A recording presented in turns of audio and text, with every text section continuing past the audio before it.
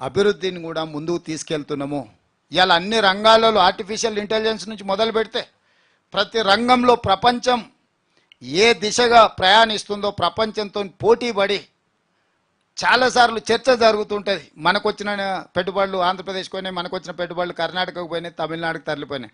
మా పోటీ ఆంధ్రప్రదేశ్, తమిళనాడు, కర్ణాటక కాదు, మా పోటీ ప్రపంచంతోనే పోటీ పడే విధంగా తెలంగాణ రాష్ట్రాన్ని అభివృద్ధి చేస్తామని చెప్పి స్కైవేలు కావచ్చు, ఈరోజు ఫ్లైఓవర్లు కావచ్చు, రీజనల్ రింగ్ రోడ్డు కావచ్చు, హైదరాబాద్కు అవసరమైన తాగునీటి జలాలు కావచ్చు, విద్యుత్తు కావచ్చు.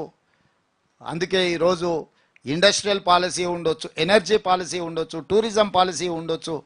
అన్ని పాలసీలు పకడ్బందీగా తయారు చేసి పెట్టుబడిదారులకు ఎవరికైనా సమానమైన అవకాశాలు కల్పించాలన్న ఆలోచనతోని సాగునీటి ప్రాజెక్టులో కూడా ప్రాధాన్యత క్రమాన్ని నిర్ణయించుకొని వాటిని కూడా పూర్తి చేయాలని ఒక అభివృద్ధి నమూనాను కూడా వైబ్రెంట్ తెలంగాణ 2050 పేరు మీద ఔటర్ రింగ్ రోడ్డు లోపల ఉన్న మొత్తం హైదరాబాద్ను గ్రేటర్ హైదరాబాద్ మున్సిపల్ కార్పొరేషన్ పరిధిలోకి తేవాలని, ఔటర్ రింగ్ రోడ్డు నుంచి రీజనల్ రింగ్ రోడ్డు వరకు ఉన్న మొత్తం తెలంగాణను హెచ్ఎండిఏ పరిధిలోకి తీసుకురావాలని, రీజనల్ రింగ్ రోడ్డు నుంచి తెలంగాణ సరిహద్దుల వరకు రూరల్ తెలంగాణగా అభివృద్ధి చెయ్యాలని, క్లస్టర్స్ తీసుకురావాలని, ఫార్మా కంపెనీలతో పాటు ఇతర పెట్టుబడులు తీసుకొచ్చి క్లస్టర్స్ కింద విడగొట్టి ఆర్గానిక్ ఫుడ్ నుంచి మొదలు పెడితే meet, milk and vegetables, fruits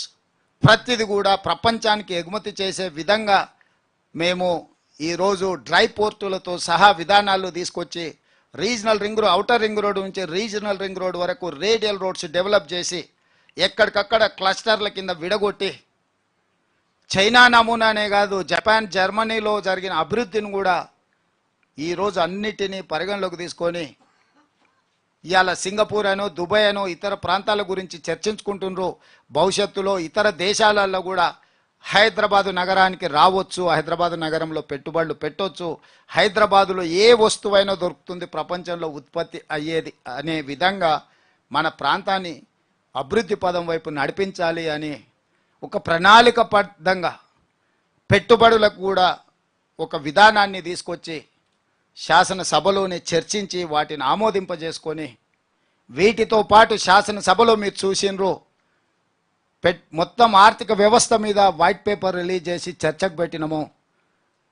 ఆనాడు పాలకపక్షం, నేడు ప్రతిపక్షమైన వాళ్ళకే ఎక్కువ సమయం ఇచ్చిన మాట్లాడండి అని చెప్పి 70,000 కోట్ల అప్పుతో మొదలైన తెలంగాణ 7 లక్షల కోట్లకి ఎట్లా చేరిందో, ఇంకొక 1,00,000 కోట్ల రూపాయలు బిల్లులు బకాయిలు ఎట్లున్నాయో, దాదాపుగా 8 లక్షల కోట్ల రూపాయల ఆర్థిక భారం తెలంగాణ రాష్ట్రం మీద ఏ విధంగా పెట్టినరో పారదర్శకంగా ప్రజాస్వామిక బద్ధంగా చట్టసభలలో చర్చకు పెట్టి ప్రజలకు వివరించినాం. విద్యుత్ విధానంలో జరిగిన లోపభూయిష్టమైన నిర్ణయాల మీద వైట్ పేపర్ పెట్టినము.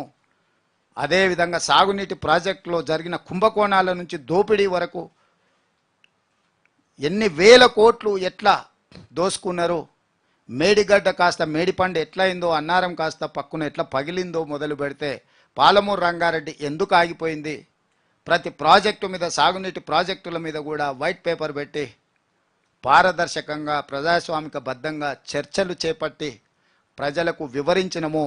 సివిల్ సప్లైస్ కార్పొరేషన్లో 60,000 కోట్ల రూపాయలు అప్పెట్లయింది, విద్యుత్తు సంస్థలు 81,000 కోట్ల రూపాయలు బ్యాంకులలో అప్పులు ఉన్నాయి, ఇంకొక 20,000 కోట్ల రూపాయలు మొండి బకాయిలు ఉన్నాయి, 25,000 కోట్లు దాదాపుగా సింగరేణికి ఇతర సంస్థలకు చెల్లించాల్సినవి.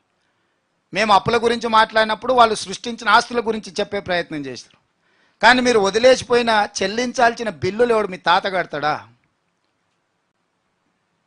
సో ఇవన్నీ కూడికలు తీసివేతలు లెక్కేస్తే మొత్తంగా స్థూలంగా ఒక అందాజ మీద చేస్తే 9 లక్షల కోట్ల రూపాయలు ఈరోజు మన మీద భారం ఉన్నది. తెలంగాణ రాష్ట్రం వచ్చిన రోజు ఈ రాష్ట్రం చెల్లించాల్సిన అప్పు సంవత్సరానికి 6,000 కోట్ల రూపాయలు ఉండే. మిత్రులారా రాసుకోండి మళ్ళొక్కసారి. తెలంగాణ రాష్ట్రం ఏర్పడ్డ రోజు జూన్ 2, 2014 నాడు సంవత్సరం మొత్తానికి ఆ ప్రభుత్వం చెల్లించాల్సిన అప్పు బ్యాంకులకు అనుకోండి, మిత్తి అనుకోండి, అసలు అనుకోండి 6,000 కోట్లు. మేము అధికారం ఏర్పడ్డ రోజు లెక్కేస్తే 64,000 కోట్లు ప్రతి సంవత్సరం చెల్లించాల్సింది. నువ్వు తిన్నా